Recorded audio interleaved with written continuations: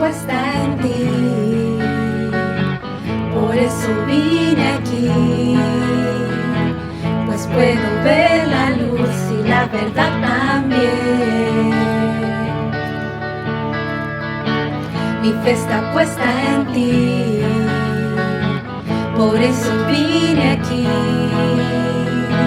pues puedo ver la luz y la verdad también, pues puedo orar a Dios y hacer mil esfuerzos, pero lo que yo he de ver al final es que en realidad, es que en realidad, es que en realidad, es que en realidad, todo lo bueno que hay bueno en mi caminar es por Cristo. Es que en realidad, es que en realidad, es que en realidad, es que en realidad, todo lo bueno que hay bueno en mi caminar es por Cristo. Mi fe está puesta en ti, pues en la oscuridad la más preciosa luz es la que tú me das. Mi fe está puesta en ti y no en lo terrenal, pues puedo ver la luz y la verdad también, pues puedo orar a Dios y hacer mil esfuerzos, pero lo que yo he de ver al final Es que en realidad, es que en realidad, es que en realidad, es que en realidad, todo lo bueno que hay bueno en mi caminar es por Cristo. Es que en realidad, es que en realidad, es que en realidad, es que en realidad, todo lo bueno que hay bueno en mi caminar es por Cristo. Es que en realidad, es que en realidad, es que en realidad, es que en realidad, todo lo bueno que hay bueno en mi caminar es por Cristo.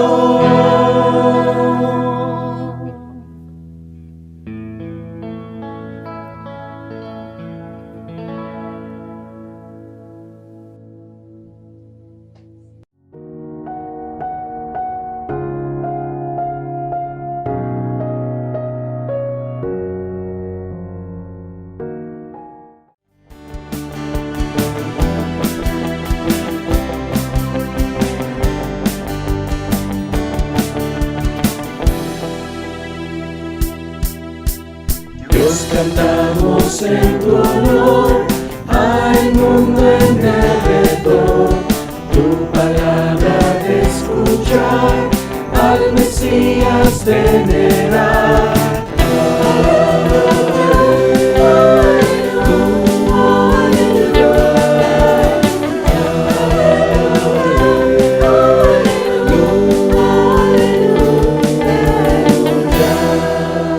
Santa sangre en una cruz, juicio y gracia es su luz, que graba la tierra está, canta hasta ver su paz.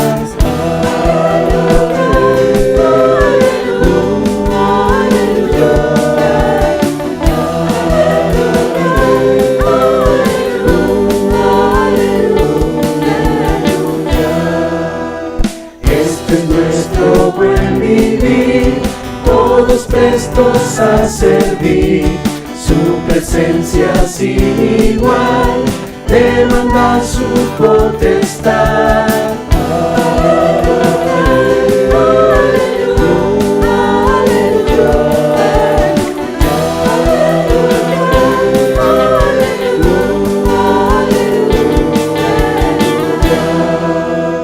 Justicia divina es Él, a nadie desea perder, su comando celestial gobierna la eternidad.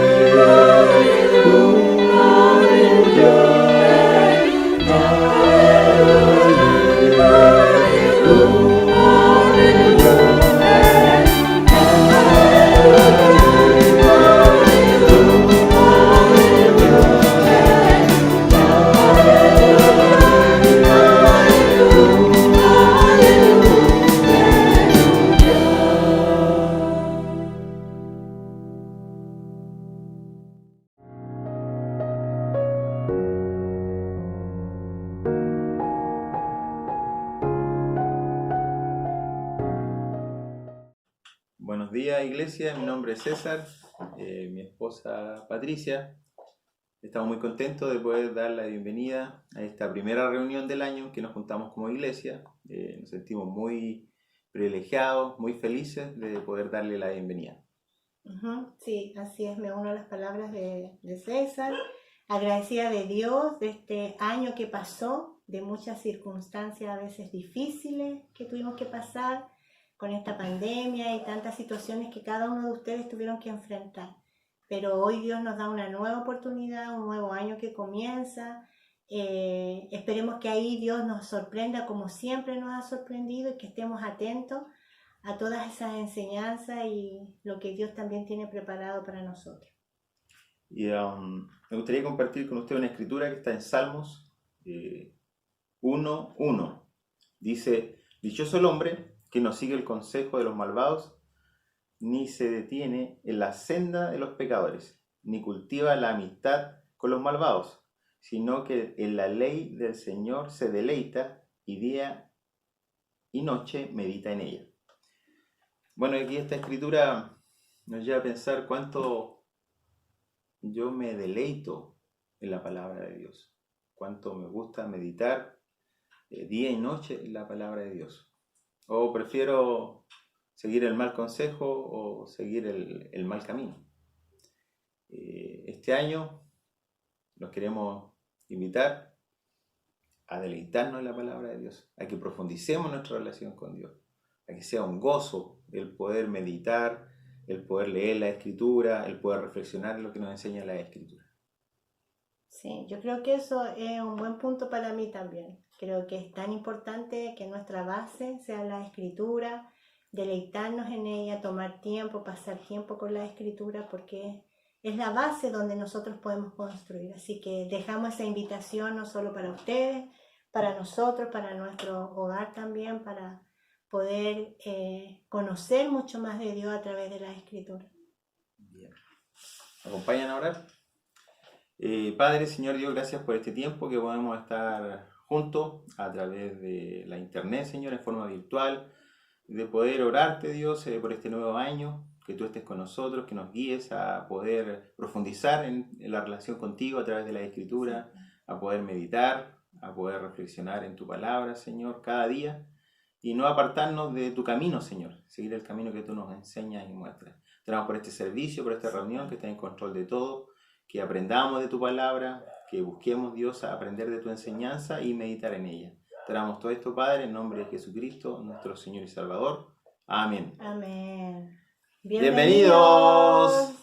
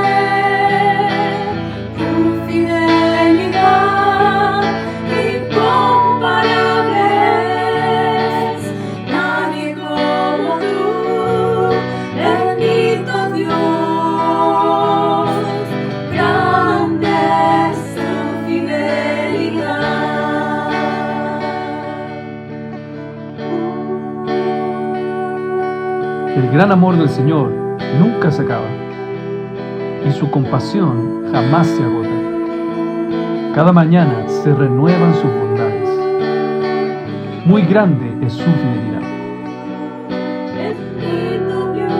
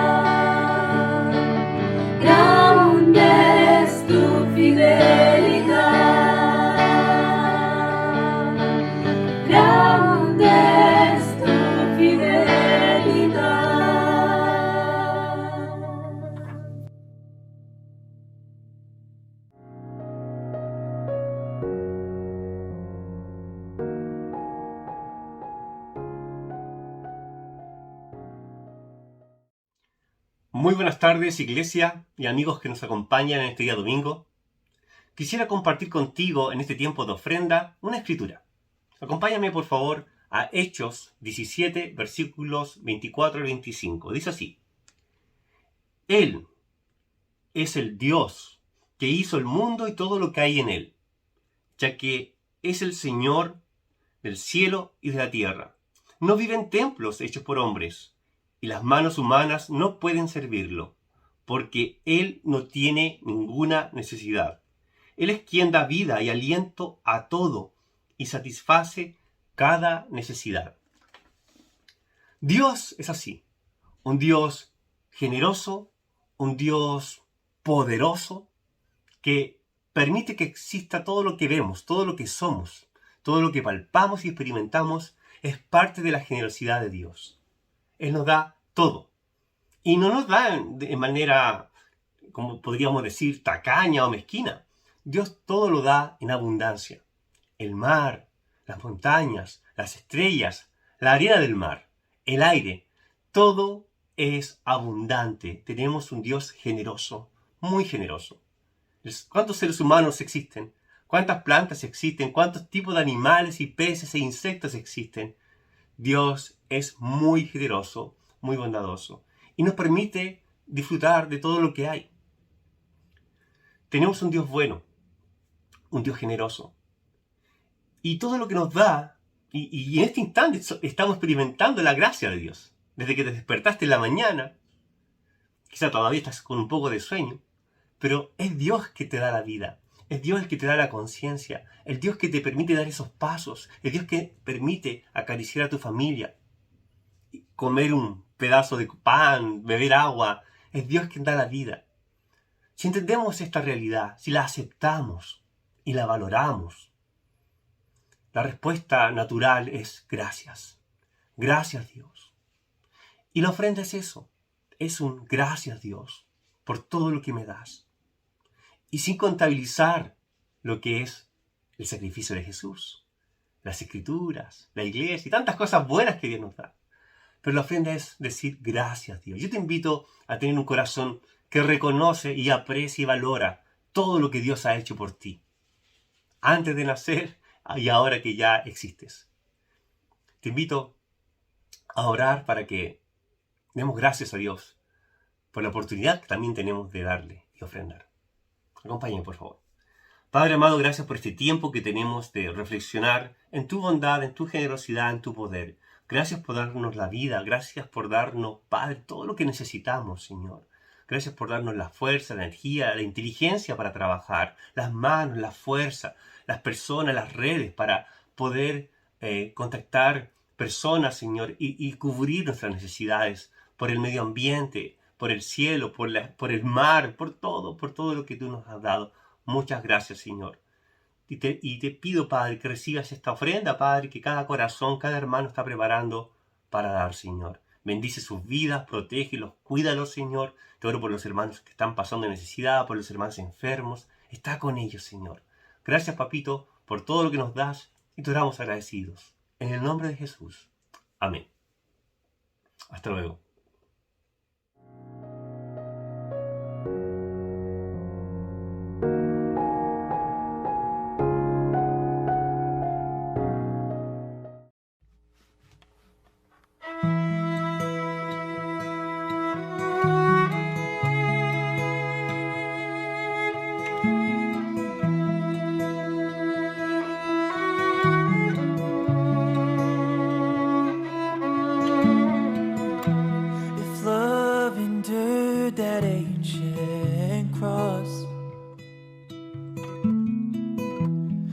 Precious is my Savior's blood. The beauty of heaven wrapped in my shame. The image of love upon death's frame. If having my heart was worth the pain, joy could you see beyond the grave? my soul worth dying for. How wonderful, how glorious, my Savior's scars, victorious. My chains are gone, my debt is paid. From death to life, and grace to grace.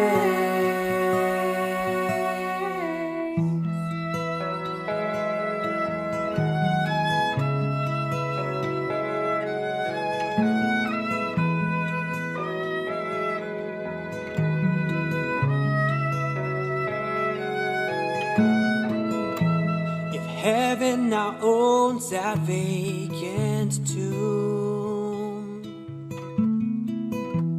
how great is the hope that lives in you.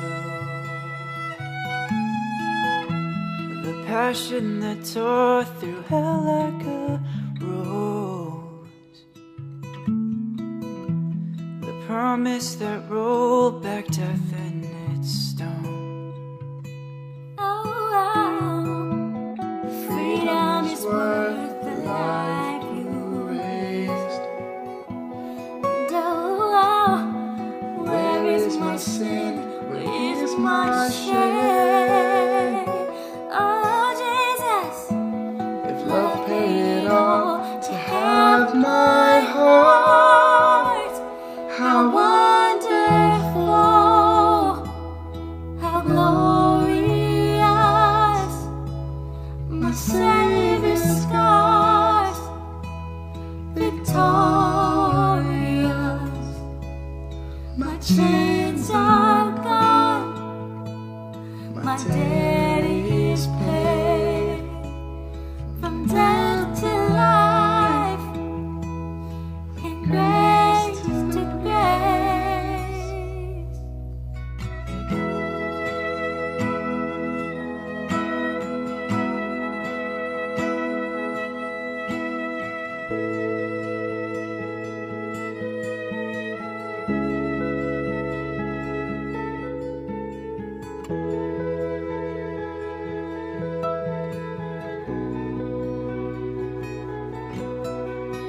When I see that cross, I see freedom, when I see that grave, I'll see Jesus.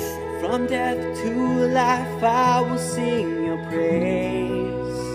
When I see that cross, when I see that cross, I see freedom. When I see that grave, I'll see Jesus. And from death to life, I will sing your praise in the wonder of your grace. When I see that cross, I see freedom. When I see that grave, I'll see Jesus. And from death to life, I will sing your praise in the wonder of your grace. How my soul will sing your praise. In the wonder of your grace, how my soul will sing your praise. How wonderful, how glorious, my Savior's scars, victorious. My chains are gone, my debt is paid. From death to life, and grace to grace. When I see that cross, I see freedom. When I see that grave, I see Jesus. From death to life, I'll sing your praise. The wonder of your grace. When I see that cross, I see freedom. When I see that grave,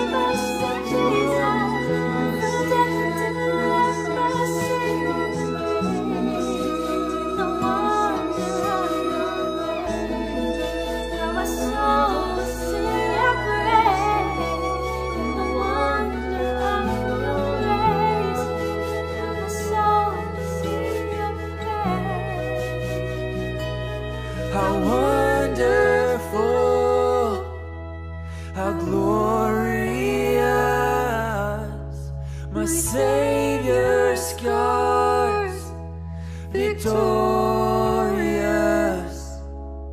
my chains are gone, my debt is paid, from death to life, and grace to grace.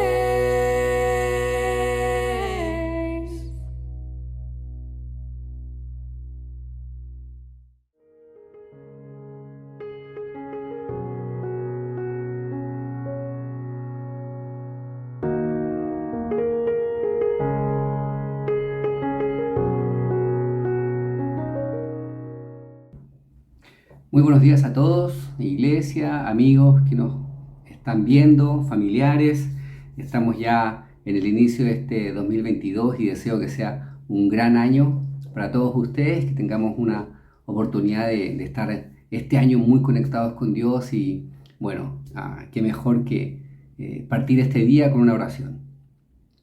Padre, muy buenos días, Señor. Te damos muchas gracias, mi Dios, por reunirnos, Padre, nuevamente, ya sea virtual, de la forma en que podamos, mi Señor, que tú proveas para nosotros, Padre. Te agradecemos este año que comienza, Señor, agradecemos tu amor, agradecemos, Padre, tu bondad, agradecemos, Señor, que tengamos la oportunidad de conocerte, que tengamos la oportunidad de seguirte, Señor, que tengamos la oportunidad de aprender de las Escrituras, Padre mío.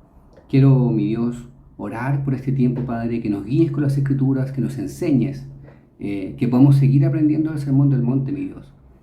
Personalmente te pido que me utilices, Dios, y que perdones mis pecados, mis faltas, Señor, que no mires quién yo soy, Padre, sino que sea tu palabra la que pueda mostrarse a cada uno de nosotros, mi Señor. Gracias por Jesús, gracias por su ejemplo, gracias por su autoridad con la que nos enseña, Señor, y es en su nombre que te oramos. Amén. Bueno, estamos avanzando, hemos estado aprendiendo todo el año pasado acerca del Sermón del Monte. Y ha sido increíble poder aprender el Sermón del Monte. Ha sido increíble aprender versículo por versículo lo que Jesús quería enseñarnos, cómo Él vino a darle un nuevo sentido a las enseñanzas, cómo vino a hacer práctica las enseñanzas para nosotros. Y hoy vamos a continuar, así que espero que esté siendo de gran ayuda el Sermón del Monte para ti. Para mí lo ha sido también. Y tal como veíamos hace 2 domingos atrás, donde David nos enseñaba de la justicia superior de Jesús, llevándonos a entender que Jesús traía una justicia superior, una justicia que no se comparaba con la época, que no se comparaba con los fariseos, que no se comparaba con los sacerdotes. Era algo mucho más elevado que eso, y que no vino a cambiar las Escrituras, sino que vino a completarlas totalmente, a darles totalmente el significado a cada una de ellas.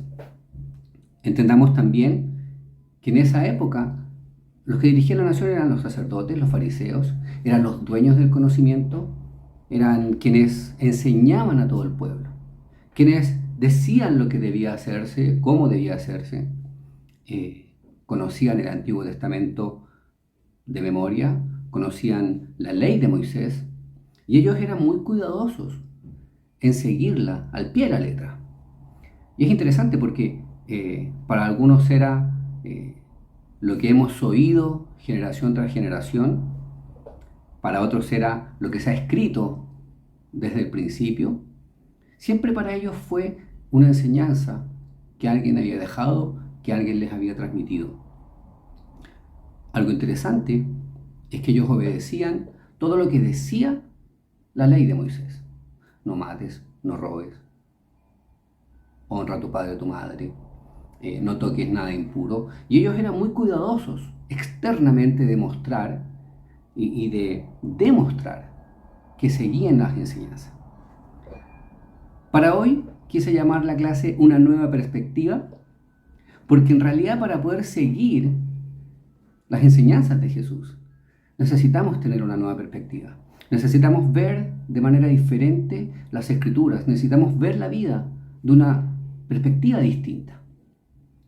Los fariseos eran expertos en cosas externas, pero muchas veces eran llamados por el mismo Jesús como hipócritas, porque interiormente no cumplían las enseñanzas de la Biblia, o no cumplían las enseñanzas que Moisés les había querido transmitir, que Dios les había querido enseñar. Vemos acá una ilustración de qué es tener una perspectiva distinta de las cosas. Vemos acá estos dos, podrían ser grillos quizás, no sé, ahí tú ponle el nombre que más te parezca. Para mí son dos grillos que están mirando una imagen. Uno ve un hermoso amanecer, increíble. El otro piensa, sí, pero súper lento el amanecer. Y en realidad, si lo miramos desde otra perspectiva, desde otro punto de vista, vemos que la realidad es totalmente distinta. Ahora, ¿qué tiene que ver con nosotros? Vamos a ir a las Escrituras y vamos a aprender que muchas veces lo que nosotros creemos, pensamos, vivimos muchas veces, no es lo mismo que la Escritura nos quiso enseñar. No es la expectativa que Jesús quería tener para nosotros. Vamos entonces a estudiar Mateo 5, del versículo 21 al 26. Vamos a leer la Escritura. Ustedes han oído que se dijo a sus antepasados, no mates, y todo el que mate quedará sujeto al juicio del tribunal. Pero yo les digo que todo el que se enoje con su hermano quedará sujeto al juicio del tribunal. Es más, cualquiera que insulta a su hermano quedará sujeto al juicio del consejo, y cualquiera que lo maldiga quedará sujeto al fuego del infierno. Por lo tanto, si estás presentando tu ofrenda en el altar y allí recuerdas que tu hermano tiene algo contra ti, deja tu ofrenda allí delante del altar. Ve primero y reconcíliate con tu hermano. Luego vuelve y presenta tu ofrenda. Si tu adversario te va a denunciar, llega a un acuerdo con él lo más pronto posible. Hazlo mientras vayan de camino al juzgado, no sea que te entregue al juez, y el juez al guardia y te echen en la cárcel. Te aseguro que no saldrás de allí hasta que pagues el último centavo. Increíble, ¿no? Esta escritura es parte de lo que Jesús está enseñando. Hace referencia a Jesús, al sexto mandamiento que dice no mates. Utilizando el término que encontramos en Éxodo 20:13, hace referencia a la palabra razá, que significa asesinar. Término que denota una premeditación, una intencionalidad.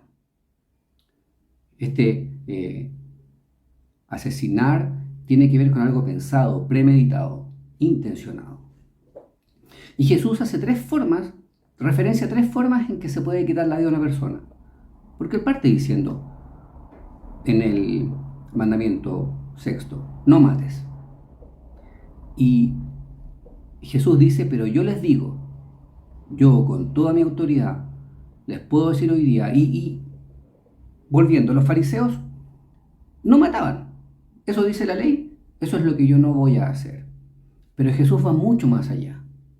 Jesús va mucho más profundo. Nos dice, pero yo les digo que todo el que se enoje, o es más, el que insulte, o el que maldiga. Tres distintos enfoques que Jesús quiere tratar. ¿Cómo quitamos la vida a una persona? No solo de una manera externa, matando a alguien, quitándole la vida, que es algo irreversible, obviamente. Número 1, menciona la ira, el enojo, la ira. Cualquiera que se enoje con su hermano será llevado al tribunal. El verbo que acá se utiliza en el original es orkisestai. Y desde el griego existen dos palabras para definir ira.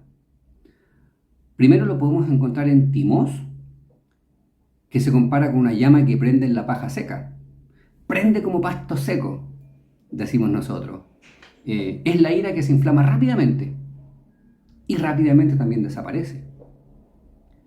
Y la otra palabra es orgué, que es una ira de larga duración, podríamos llamarlo. Es una ira que uno va cultivando, que no deja morir, que no quita.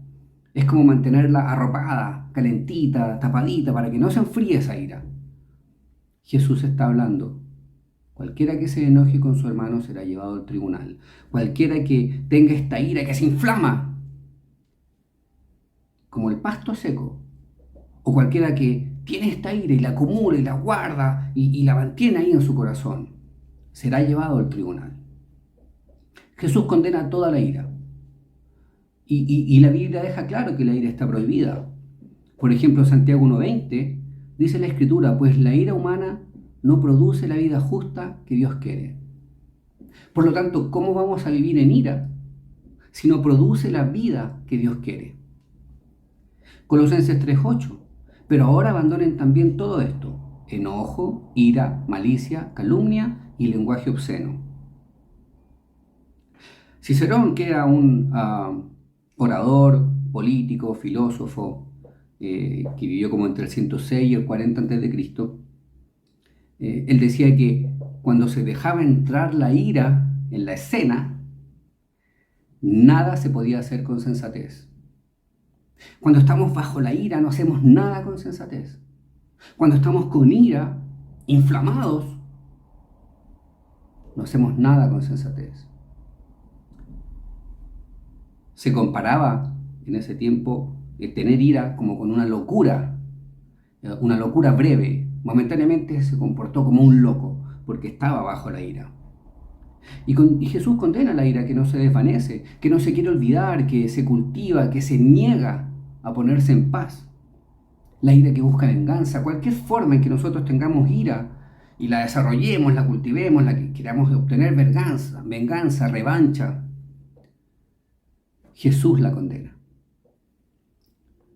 Y algo interesante, la ira era motivo de que tú fueses llevado al tribunal y ser juzgado. Y el tribunal era un tribunal compuesta por X cantidad de personas, y dependiendo la cantidad de habitantes del lugar donde estuvieras, iba aumentando ese tribunal. Si vamos a obedecer a Jesús, si tú y yo vamos a obedecer a Jesús, entonces tenemos que quitar, desterrar, sacar de nosotros la ira. Sacar de nuestro corazón ese enojo, la rabia, esa que se inflama como el pasto seco, o la que se cultiva en lo interno, en lo profundo del corazón. No podemos llamarnos cristianos y perder la razón. No podemos ser cristianos y enojarnos fácilmente. Tenemos que luchar contra el enojo, tenemos que luchar contra la ira, tenemos que batallar con algo interno. No estamos matando a alguien probablemente, pero sentimos ira y enojo, y es algo que Jesús condena, como dice en el versículo. Imagínate cómo hubiese sido entonces con Jesús, con sus discípulos, con Pablo en la Biblia. Si ellos hubiesen reaccionado con ira frente a la ofensa que recibieron, frente a los maltratos que recibieron, frente a los insultos, frente a la mentira que recibieron. Imagínate a Jesús cultivando ira en su corazón. Ira contra los romanos, ira contra los que hacían lo malo, ira contra los fariseos, manteniendo el enojo en el corazón. Y me hace pensar, chuta, ¿cómo soy yo cultivando enojo? ¿Me enojo fácilmente? ¿Siento ira en mi corazón? ¿Guardo esa ira en mi corazón y no perdono y no estoy en paz? Jesús va más allá de simplemente no matar, que era lo que los fariseos hacían. Jesús lo profundiza y nos dice: cualquiera que se enoje o tenga ira será llevado al tribunal. La segunda referencia a la que hace Jesús respecto al no matar es cuando dice: o cualquiera que insulte a su hermano quedará sujeto al juicio del consejo. Y eso también está en Mateo 5:22. El término utilizado acá es cualquiera que trata a su hermano de necio. Y se utilizaba la palabra raká, o ahí está la descripción más clara, regá, que significaba necio, vano, insensato, cabeza hueca. Regá era una exclamación de gran desprecio que usaban los judíos en tiempos de Cristo. Para nosotros puede parecer decirle necio a alguien o tonto, puede ser algo cotidiano. En aquella época, decirle necio a alguien era algo altamente ofensivo y demostraba desprecio hacia aquella persona. Entonces los judíos lo usaban para demostrar desprecio a cualquier otro. Y esto tiene que ver más con la expresión que con el daño en sí. ¿Por qué? Porque tiene que ver con un desprecio hacia otra persona mostrándonos superiores a otra persona. Cuando Jesús lo que nos decía era, consideren a los demás como mejores que ustedes mismos. Entonces, el decirle necio a alguien, tonto, estúpido, insensato, era ofenderlo gravemente. ¿Por qué? Porque estábamos demostrando desprecio sobre esa persona. Entonces, hoy día quizás no le decimos necio a alguien. Pero cuando yo muestro desprecio a alguien y me creo superior a alguien, entonces estoy actuando contrario a lo que Jesús estaba enseñando acá. Esta superioridad arrogante puede ser una superioridad que viene porque tienes un mejor estatus que otro, estatus entre comillas, porque intelectualmente eres mejor que otro, porque en tu posición económica estás mejor que otro, porque en ti como persona estás quizás mejor que otro. Jesús dice, cualquiera que trate como necio o desprecie, utilicemos esa palabra, a su hermano, quedará sujeto al juicio del consejo. Y es interesante porque cualquiera que se enoje o tenga ira será llevado al tribunal. Y podría ser un tribunal entre 5 o 7 personas hasta 15, más o menos. Aquel que desprecie a su hermano, lo trate de necio, vano, insensato, estúpido, menciona otra versión, será llevado al consejo. Y este consejo era el Tribunal Supremo. Ya era el siguiente nivel del tribunal, era el Tribunal Supremo que tenían los judíos. Entonces era muy grave en la cultura judía despreciar a alguien. ¿Y por qué? Porque también tenía otro sentido. Cuando tú insultabas, despreciabas a otro, le estás quitando su identidad como persona, estás desvalorizando su persona. Y en el fondo estás depositando en él una personalidad o una persona ofensiva. Estás quitando la persona que Jesús valora y dejándolo solamente como un necio, como un tonto, degradando a esa persona.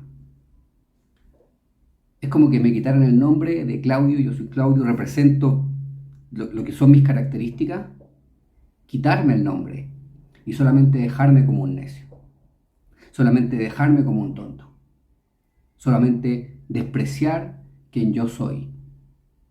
Jesús va más allá. ¿Por qué?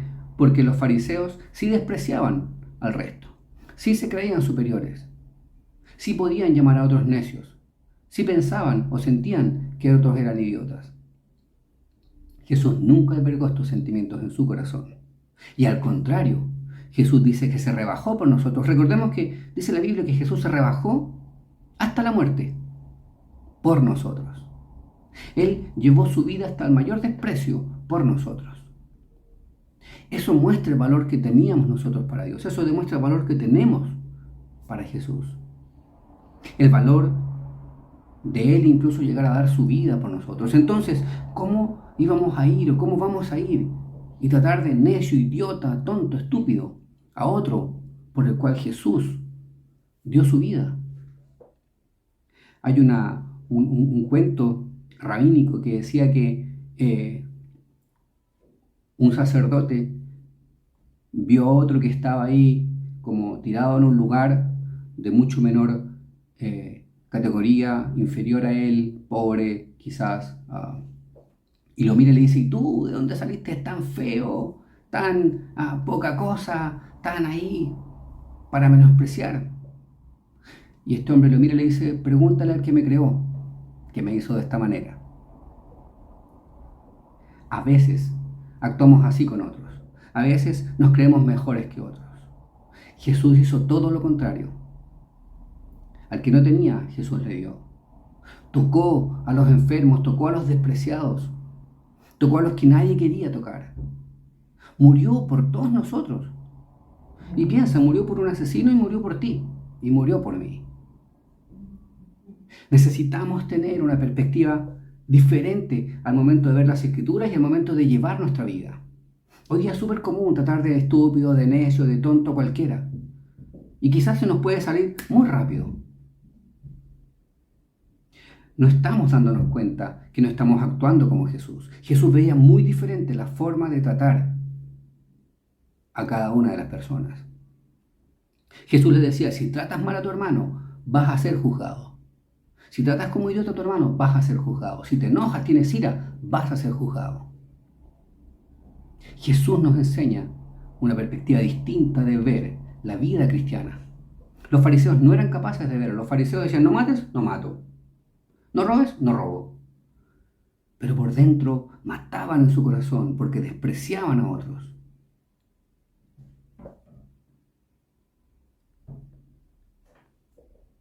El pecado de la ira, enraizado en el corazón, es malo. Pero el desprecio es peor.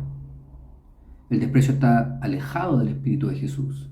Y esto es lo que pensaban en aquel momento, o lo que Jesús trataba de transmitir. El desprecio es peor que el enojo. Porque el desprecio viene del orgullo, como les decía, del orgullo por la posición económica, del orgullo porque te crees más que el otro, por el conocimiento, por la intelectualidad. Nada más alejado del corazón de Jesús. Piensa, Jesús era el Hijo de Dios. Pensemos por un momento, era el Hijo de Dios, Rey de Reyes, dice la Biblia. Y Él nunca trató desde esa posición a los demás. Va donde Juan el Bautista, se bautiza y Juan el Bautista le dice, yo tengo que ser bautizado por ti. Jesús aún en esa posición se humilló. En esa posición se puso por debajo de Juan el Bautista para cumplir con la ley. Entonces el corazón de Jesús es muy distinto a lo que hoy día comúnmente se vive. Y quiero que nos animemos con estas escrituras, que veamos este año y pensemos, wow, tenemos una gran oportunidad de seguir aprendiendo del Sermón del Monte, de seguir aprendiendo de las enseñanzas de Jesús, de seguir aprendiendo lo que Dios tiene para mi vida. Y no es algo externo solamente, es algo que es interno, es algo que va al corazón. Porque somos llamados a imitar el corazón de Jesús. Como nos decía David, Jesús trajo una justicia muy superior a la de la época. No hay ningún nombre que haya sido capaz de decir sobre las Escrituras, yo les digo, esto tienen que hacer. Los fariseos decían, se ha dicho. O los otros decían, está escrito. Como hablando en tercera persona, ¿no? Y diciendo, alguien dijo alguna vez, o alguien escribió alguna vez. No lo digo yo, lo dice la Escritura, no lo digo yo, lo dijo un profeta. Jesús dice, yo les digo, cualquiera que se enoja, que desprecie o que insulte, será condenado. Yo les digo, dice Jesús. Y Él tiene toda la autoridad dada por Dios para llamarnos a cambiar, para llamarnos a ver de una manera distinta sus enseñanzas. Pero también tiene toda la autoridad para construir nuestra vida, transformar nuestra vida, perdonar nuestra vida. La tercera mirada que Jesús tiene de esta escritura y de cómo podemos matar a otro. Recuerden, la primera era con enojo, con ira. La segunda tenía que ver con el desprecio, insultando. El insulto tenía que ver con eso, con mostrar desprecio hacia otro. Y la tercera tiene que ver cuando le podemos decir a un discípulo, un cristiano, moré. Moré también significa tonto, pero es un tonto moralmente, es un necio moralmente. Y esto es algo interesante. Mira, pensemos por un momento. No tiene que ver con la capacidad mental de alguien y despreciarlo por eso. Tiene que ver con poner en duda su carácter moral. Mira qué interesante. Es ensuciar su nombre, es ensuciar su reputación. Marcarlo como un hombre de mala vida e inmoral. Obvio, el pecado tiene que ser condenado, pero esto tiene que ver con una actitud de insultar a otro, difamándolo, denostándolo, despreciándolo, obviamente, y poniendo en duda su carácter moral. ¿Y sabes por qué era tan fuerte?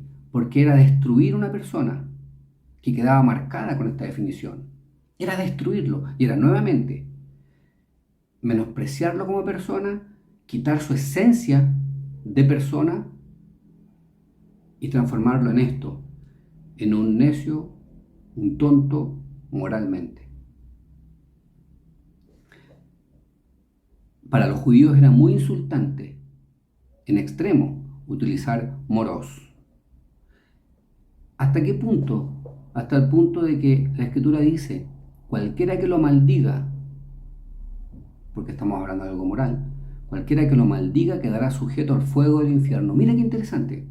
El que se enoje será llevado al tribunal aquí.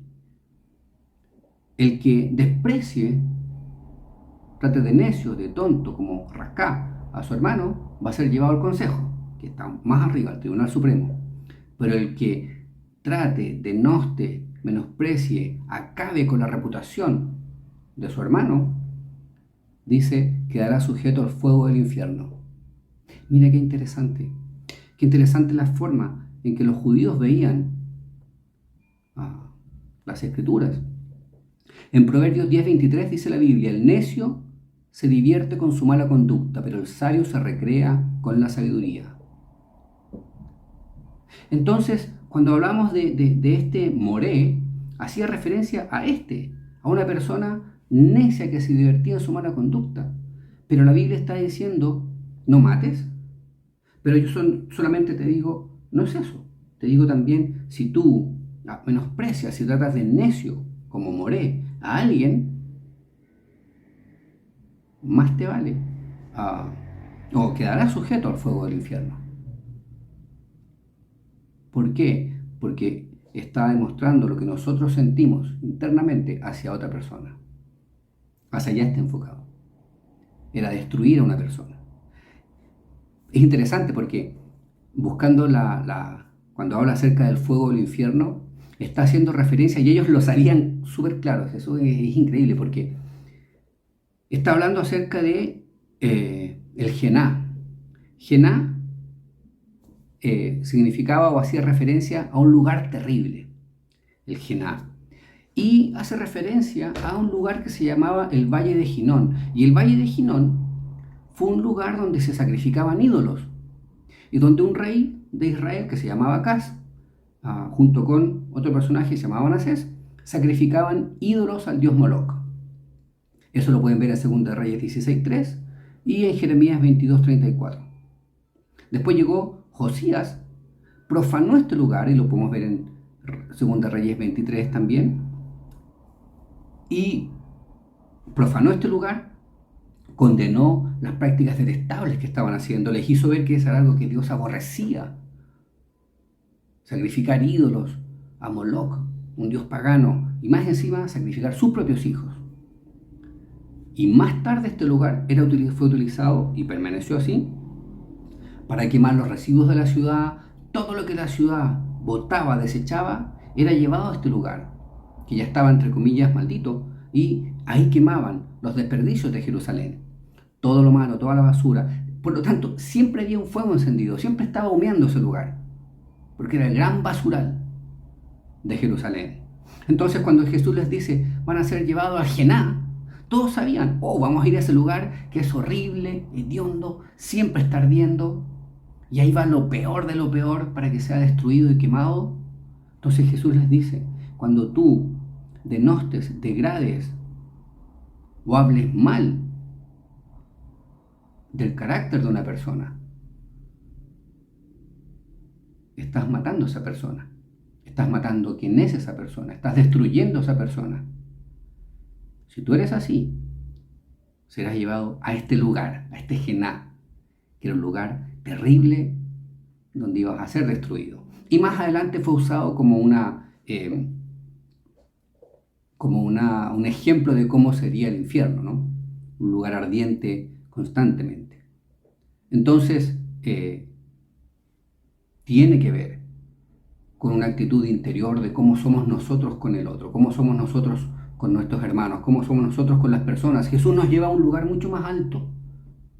¿Cómo trato yo a los demás? ¿Cómo soy en mi corazón hacia los demás? Entonces, estudiando esto, me doy cuenta, ¿no? Me doy cuenta que la forma de ver las Escrituras no es solamente que dicen no mate, no mato, yo no he matado a nadie. Siento odio por otros, siento ira rápidamente, soy alguien iracundo que explota súper rápido.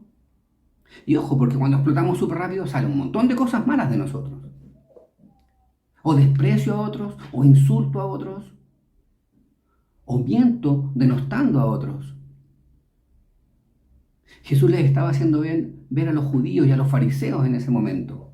Ustedes son así y merecen condenación. Ahora Jesús nos da increíblemente la respuesta a estos versículos. Y Él nos dice, para lo anterior, si ustedes han vivido así, les recomiendo, reconcíliense. Cuando haya conflictos entre ustedes, reconcíliense. Si hay algo por lo cual tu hermano te hizo y sentiste enojo, ira o quieres matarlo, reconcíliate primero. Si seguimos leyendo, Mateo 5:23 dice, por lo tanto, si estás presentando tu ofrenda en el altar y allí recuerdas que tu hermano tiene algo contra ti, deja tu ofrenda allí delante del altar. Ve primero y reconcíliate con tu hermano, luego vuelve y presenta tu ofrenda. Ir a presentar la ofrenda en el altar tenía que ver con una celebración que se hacía una vez al año, o lo hacían durante el año, iban a presentar una ofrenda, venían de distintos lugares, significaba un viaje para ir a presentar la ofrenda, era el día de la expiación de los pecados del pueblo.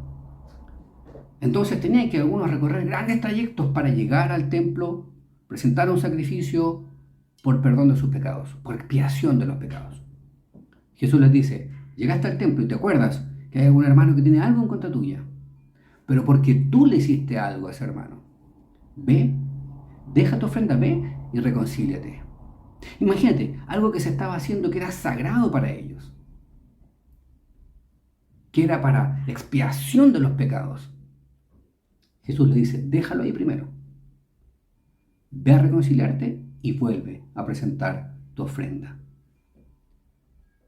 Entonces, Jesús nos está queriendo decir, si no estás reconciliado con tu hermano, si no estás en paz con tu hermano, no vengas a presentarme un sacrificio por tus pecados. Ve primero a reconciliarte con tu hermano. Mira qué increíble cómo Jesús nos habla. Reconcíliate primero. Después ven, presenta tu ofrenda, te perdono, te limpio, te purifico. La responsabilidad de la reconciliación es de aquel que cometió un agravio contra otro. Y obviamente se entiende de ambos lados, ¿no? Como cuando dice la Escritura en Mateo 18:21, Pedro se acercó a Jesús y le preguntó, Señor, ¿cuántas veces tengo que perdonar a mi hermano que peca contra mí? ¿Hasta 7 veces? No te digo que hasta 7 veces, sino hasta 77 veces, le contestó Jesús. Y Marcos 11:25, cuando estén orando, si tienen algo contra alguien, perdónenlo, para que también su Padre que está en el cielo les perdone a ustedes sus pecados. Dejar inmediatamente la ofrenda indica la importancia de la reconciliación. Dejarla para los discípulos después de tanto esfuerzo para llegar al templo. Imagínate, llevas 5 días caminando o en carreta o llegas al templo para ofrecer el sacrificio por tus pecados, para ser limpiado, expiado, para estar conectado con Dios.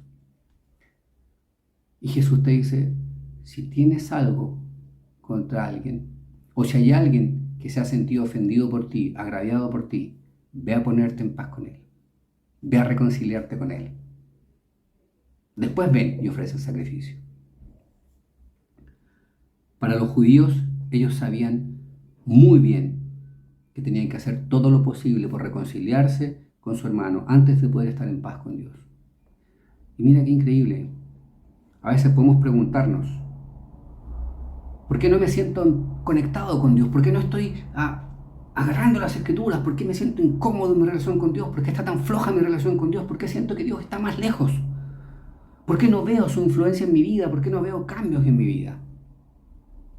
Preguntémonos un momento y pensemos, ¿tengo algo contra alguien que no he perdonado, que no he sanado? ¿Tengo una actitud de orgullo y de desprecio hacia otros? ¿He menospreciado, he despreciado a otros? ¿He herido a alguien y no lo he resuelto? no lo he tratado. Ve primero, reconcíliate. Después, ve a conectarte con Dios. En Isaías 59 dice que el pecado nos separa de Dios. Por lo tanto, cuando no nos sentimos conectados con Dios, probablemente tiene que haber algo que nos está apagando en nuestra relación con Dios. Revisemos si hay menosprecio por otros, si hay orgullo, si hay falta de perdón. Si nos sentimos como estos a los que Jesús les habla, les dice: no trates necio, no insultes, no desprecies a tu hermano. Finalmente, en Mateo 25:5 dice: si tu adversario te va a denunciar, llega a un acuerdo con él lo más pronto posible. Hazlo mientras vayan de camino al juzgado, no sea que te entregue al juez y el juez al guardia y te echen en la cárcel. Te aseguro que no saldrás de allí hasta que pagues el último centavo. Aquí Jesús está dando un consejo muy práctico. Nos dice que arreglemos las cosas a tiempo. Hazlo ahora que todavía tienes tiempo. Ve y quédate en paz con tu hermano, antes de que se amontonen muchas más causas en ti. Y esto es como una bola de nieve, ¿no? Puede partir una bola chiquitita rodando. Perdón. Comienza esta bola chiquitita a rodar, pero a medida que avanza, crece y es una bola gigantesca que puede aplastar y destruir todo. Como una avalancha también. Y una avalancha, si la has visto, parte con un poquito de nieve deslizándose y al final puede ser algo gigantesco. Así es muchas veces con el enojo. Parte como algo pequeño, pero termina incubándose en el corazón. No lo hablo, no lo trato, no digo nada. Me empiezo a sentir mal con mi hermano, me empiezo a sentir dividido, no lo quiero ver, no me quiero acercar a hablar con él. Así parte el enojo. Y también tenemos que recordar que Satanás está trabajando para destruir, para dañar. ¿Cuántas familias han visto separadas, destruidas por el enojo y la falta de perdón? ¿Cuánto daño se ha hecho por no reconciliarnos? ¿Cuánta destrucción por no reconciliarnos a tiempo? ¿Cuántos a veces de un malentendido pequeñito nos terminamos dividiendo y destruyendo? ¿Cuánto daño para los más viejos quizás o más antiguos? ¿Cuánto daño se ha hecho en la iglesia producto de la falta de perdón y reconciliación? ¿Cuánto Satanás ha utilizado el pensar mal de otro sin ir a reconciliarme? Y Satanás lo ha usado para dividir y destruir. No dejemos que este año sea un año en el que falte reconciliación. Al contrario, que sea un año en el que crezcamos en paz, en el que crezcamos en amor, en el que crezcamos en reconciliación. Un año en el que trabajemos en nuestro corazón. Estoy pensando en mí mismo y pensando: pucha, yo necesito aprender a no enojarme ni guardar rencor, a no mantener ira en mi corazón, a no ser explosivo. Necesito cambiar. ¿Por qué? Porque Jesús me llama a cambiar. Hace muchos años atrás, les quería contar, me da risa ahora que lo pienso, pero no era tan gracioso. Trabajaba en el verano, estaba con un primo y estábamos en el campo y había una parcela, no sé, eran como 2 hectáreas, algo así. Y tenía pasto, mucho pasto, pasto seco, pasto verde. Y había que quitar ese pasto para sembrar. Entonces nos encargaron a nosotros quitar el pasto. Y si empiezas con pala terminas en 2 años. La cosa es que avisamos obviamente a quien nos había dado ese trabajo. Y lo que hicimos fue empezar a quemar el pasto, pero controlado, así era como quemábamos un poquitito aquí, lo apagábamos, un poquito acá, lo apagábamos, y súper bien, fue avanzando rápido, nos sentíamos como, vamos muy rápido y vamos a ganar el dinero más rápido todavía, y empezamos a quemar pedacitos, un pedacito aquí, un pedacito acá, y me hace pensar en la influencia de Satanás, porque Satanás siempre está buscando destruir. Estábamos quemando de a poquito, y de pronto empieza el viento a soplar. Ya no era 1 metro que se estaba quemando, 1 metro cuadrado. Ya eran 2 metros, 5 metros, 10 metros y el viento estaba empezando a avanzar y ya no podíamos apagar el fuego como al principio. Y de repente, en 2-3 minutos, se estaba incendiando todo el campo. Esto es terrible porque se nos escapó de las manos. Un fuego que era chiquitito se empezó a escapar de las manos, se empezó a quemar todo. Gracias a Dios. Y por suerte nuestra, habían zanjas en torno a la parcela. Eran como canales de regadío. Entonces esos canales impidieron que el fuego avanzara hacia las parcelas de los lados, hacia las casas que estaban a los lados. Obviamente llegaron los bomberos, llegaron los dueños, llegó un montón de gente, nos retaron y no, en realidad fue súper peligroso, me dio miedo porque el fuego después de estar, ahora me río, pero el fuego después de estar así en un poquito de 1 metro, un espacio chiquitito como una mesa, se nos escapó de las manos, el viento empezó a soplar, que es como si Satanás empezara a avivar ahí el fuego, empezó a soplar y se nos escapó y se empezó a quemar todo. Y hemos visto los incendios como son, y son terribles en realidad, me dio mucho miedo. Pero mira, me acordé de eso porque es un poco como esto, ¿no? Nos enojamos con alguien, nos sentimos mal con alguien y parte como ese incendio de 1 metro chiquitito que lo puedo apagar cuando sea. Pero por no hacerlo, por no apagarlo, se empezó a incendiar y así puede ser con nuestra vida. Familias se destruyen, relaciones se destruyen cuando dejamos que el enojo, la ira sigan avanzando. Personas se destruyen cuando el enojo, la ira sigue avanzando. Entonces, ¿qué es lo que nos enseñan las Escrituras?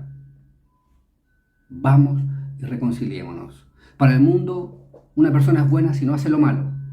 Si lo que está prohibido no lo haces, súper bien. Pero no sabes lo que hay en el interior de esa persona, no sabes lo que hay en el corazón de esa persona. Jesús dice en las Escrituras, por lo menos en 1 Pedro 2, 22, 23, Él no cometió ningún pecado, ni hubo engaño en su boca. Jesús fue el único que no cometió pecado. Ni hubo engaño en su boca, ni trató mal a otros. Por eso con la autoridad nos llama a cambiar. Fue a la cruz, nos dio salvación, nos dio su espíritu, porque sin ese espíritu no podemos hacer nada, dice la Biblia. En Juan 15:5 dice, separados de mí no pueden ustedes hacer nada. Vivir la vida que Jesús enseña es algo espiritual. Vivir la vida de un cristiano es algo espiritual. Cambiar estas características que tenemos que son negativas, que son pecaminosas, es algo espiritual. Necesitamos de Jesús. Y amigo que nos estás escuchando, que nos estás viendo, necesitas de Jesús. Como nosotros necesitamos de Jesús, necesitamos las Escrituras para aprender de Jesús y seguir a Jesús. Y te invito a estudiar la Biblia, te invito a profundizar en las Escrituras, te invito a preguntar. Y te invito incluso a tener confianza y abrir tu vida para que seas sanado. No es algo externo, es totalmente interno, desde donde necesitamos ser cambiados. Es una renovación desde adentro hacia afuera. Por eso, como partí al principio, les decía que es un tema de perspectiva. Tenemos que mirar distinto la vida que tenemos que vivir y mirarla de la forma en que la miró Jesús, sin orgullo, más bien impulsados hacia Cristo, que es el único que puede permitirnos alcanzar ese nivel que Él mismo está proponiendo. Jesús te dice, este estándar tienes que llegar. Yo te muestro cómo lo puedes hacer y yo te llevo a ese lugar. Que este sea un año en el que podamos vivir más guiados por el Espíritu y que aprendamos como Jesús, no solamente a no matar, sino que a no enojarnos, no sentir ira, no insultar, no despreciar. De esa manera vamos a vivir de una perspectiva distinta. Muchísimas gracias, tengan todos un gran día. Los invito a orar por la comunión.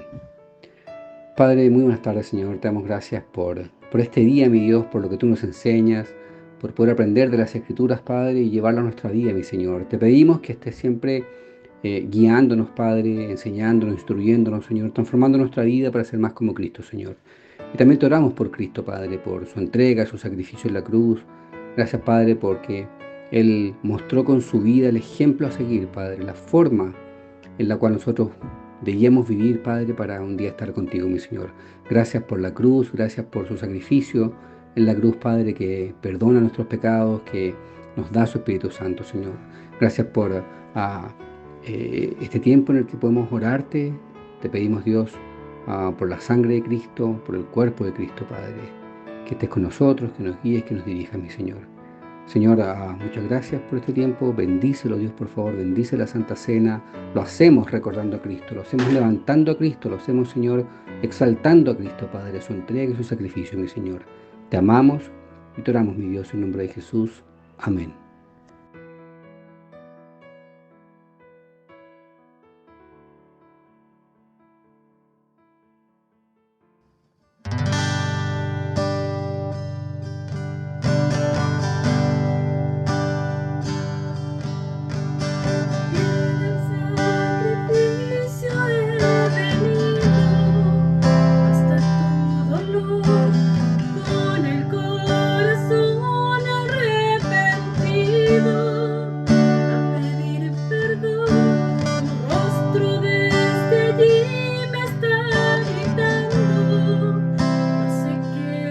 ir.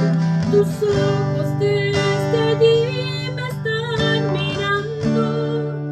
No sé a dónde ir. Y en tu frente las espinas, la sangre caer por mí. He visto las maldades de mi vida. Me he visto a mí, perdón, Señor, perdón,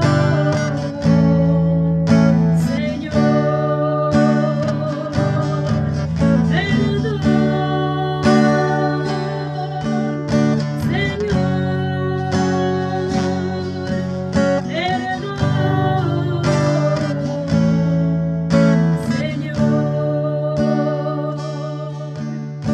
me he visto martillar aquel madero, abandonarte en tu cruz, negarte muchas veces más que Pedro, negar tu luz y en tus manos las heridas y de allí brotar la salvación y a la muerte ser vencida solo por tu amor, perdón, Señor, perdón,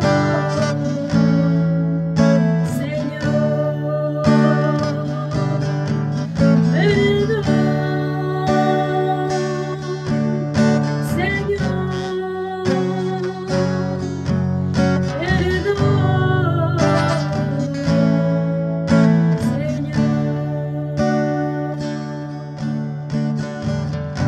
Pilato le preguntó, ¿y qué voy a hacer con Jesús, el que llaman el Mesías? Todos contestaron, crucifícalo. Pilato le dijo, pues, ¿qué mal ha hecho? Pero ellos volvieron a gritar, crucifícalo. Yo no soy responsable de la muerte de este hombre, es cosa de ustedes. Toda la gente contestó, nosotros y nuestros hijos nos hacemos responsables de su muerte.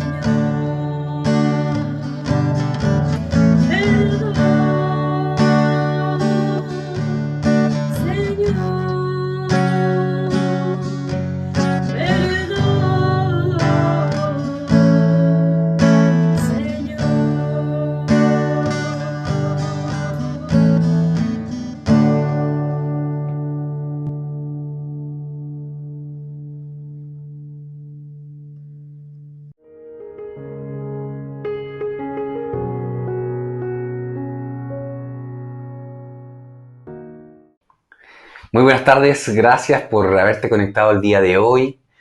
Quiero ahora hacer una invitación a estudiar las Escrituras. Queremos mostrarte el Dios que se revela en la Biblia. No ese Dios que heredamos de películas, de familia, de tradiciones, sino que el Dios de las Escrituras. Él quiere que tú lo conozcas. Y para eso queremos invitarte a estudiar, a hacer los estudios bíblicos. Nos puedes contactar en YouTube, en Instagram, en Facebook, también en nuestro sitio web www.icocchile.cl. También escribirnos a WhatsApp. Queremos ser una ayuda, un puente que te ayude a conocer a este Dios Todopoderoso de la mejor manera. También contarte que la próxima semana estaremos por iglesias comunales reunidos. No estaremos acá, pero el siguiente domingo estaremos todos juntos nuevamente y te dejamos cordialmente invitados. Que tengan una excelente tarde.